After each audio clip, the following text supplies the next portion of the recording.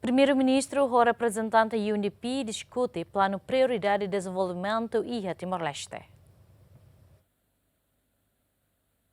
Representante UNDP e Timor-Leste quinta encontrou o primeiro-ministro Kaira Sana Guzmão, onde discute com o plano priorizar no BEMA Timor-Leste e no nível de serviço mútuo que desenvolve a nação. A fim de encontro, o representante UNDP Timor-Leste esclarece que o UNDP se ajusta ao programa na BEMA Kia, onde apoia o governo a contribuir para o desenvolvimento e a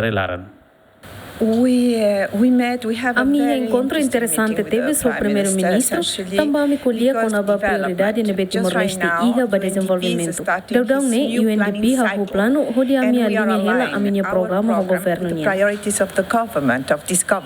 UNDP, a Agência Nações Unidas no BIA Canar, a tua ajuda a nação síria onde ela com a Kiev, no atinge crescimento econômico, no desenvolvimento humano no bem sustentável. UNDP foi em fase de desenvolvimento capacidade local, para autossuficiência, no prosperidade para tempo naro. Adela Ximenes, bem-vinda Ximenes, GMN.